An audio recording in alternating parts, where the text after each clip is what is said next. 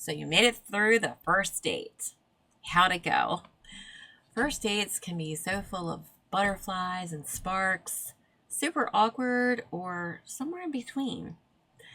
Let's take a few minutes to break down the signs and subtle clues to help you decide if it's worth saying yes to date number 2. Hi, I'm Christine, and this is the X Life Podcast, where we talk all things relationships and moving on to your next life, especially after divorce. Like we've talked about in the last podcast, the invisible first date test, there are a lot of things to unpack from that date. What you heard, what you noticed, the response to what you asked, and how you felt. First, remember your intention going in. We talked about this in the first podcast, the 3 things you must do before your first date. Are you looking for Mr. Right or Mr. Right now? Keep that answer in mind as we go forward. Now think back to how the date started. Was he considerate of your time and he arrived either on time or close to it? If not, was there a valid reason, or did he just saunter in late without explanation?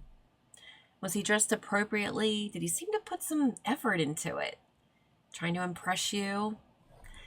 I mean, after all, if you're not going to put forth effort on the first date, well, it's true what they say. First impressions mean a lot.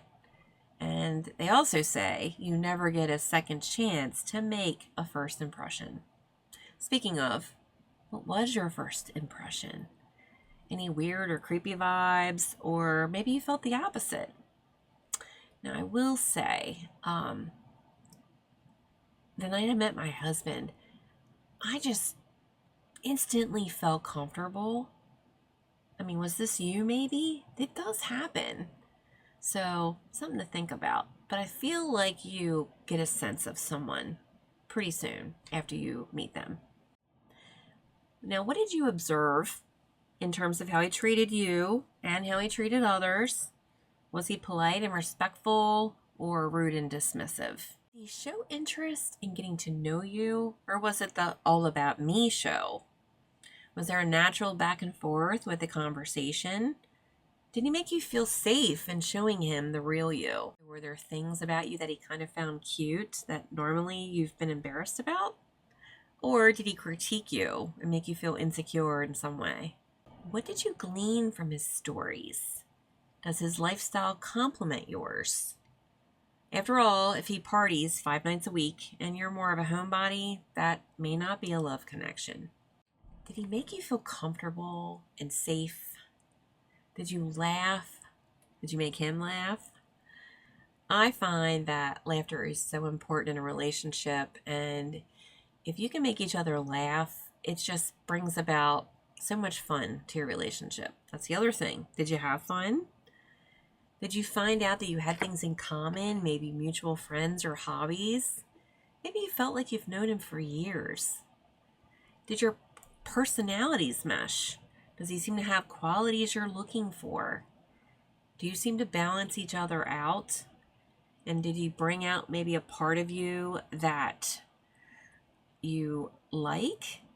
Like, for example, like I said in the other episode, I'm more introverted.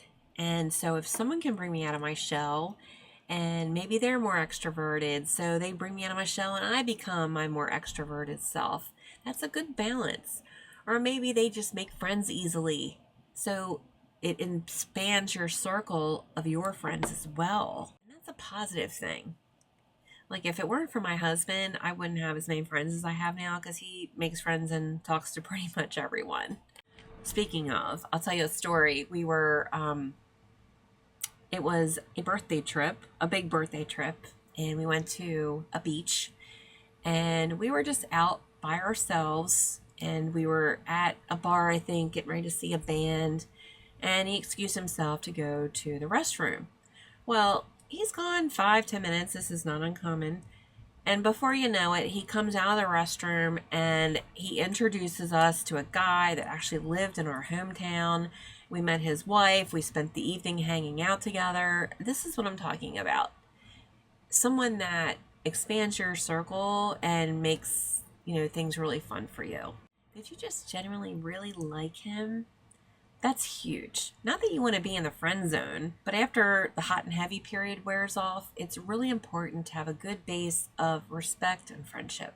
What red and green flags jumped out at you? Did you sense a connection or a spark? Or was he constantly distracted, looking elsewhere? Again, looking at his phone. Did you find yourself looking at the clock, just waiting for the date to be over? Maybe you were wanting time to slow down or even hoping he'd want to extend the date. Finally, how did the date end? Did he ask you out already for the second date or try to get a kiss from you? Or did one of you practically run to your car?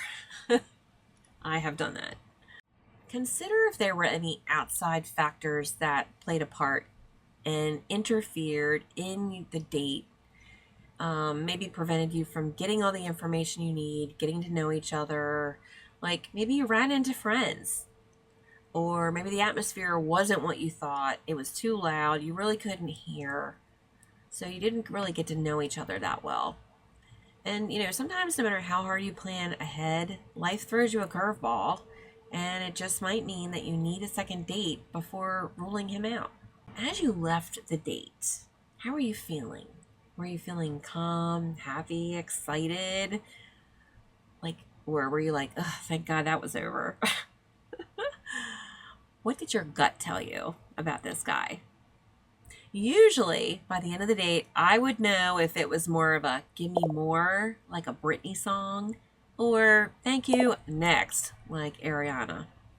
I'm not sure how soon after this first date you're watching this or listening, but to me, follow-up is important.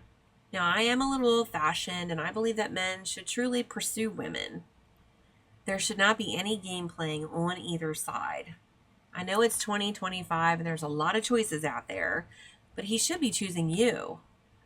And if he is, you will know. He will not be keeping you waiting for multiple days or weeks, never hearing from him. He will not just text without wanting to make a plan to see you again. Speaking of plans, be wary of the guy that calls last minute. For me, the key to building a successful relationship and even building up to a second date is talking on the phone. Because, texting can be misconstrued. Things may not come out the right way. Things are cold on text message. Whereas over the phone, you can really have that back and forth conversation and get to know each other better. I want you to consider all of these things. Maybe even get out a pen and paper and jot down some notes. Go back through the episode and through the questions and thoughts that are in there. Well, I hope this has helped you figure out if you're going to say yes or no to a second date. Let me know if you have any good first date stories you want to share in the comments. I hope you have a great day, and I'll see you next time here on the X Life Podcast, where you leave behind your X Life for your next life.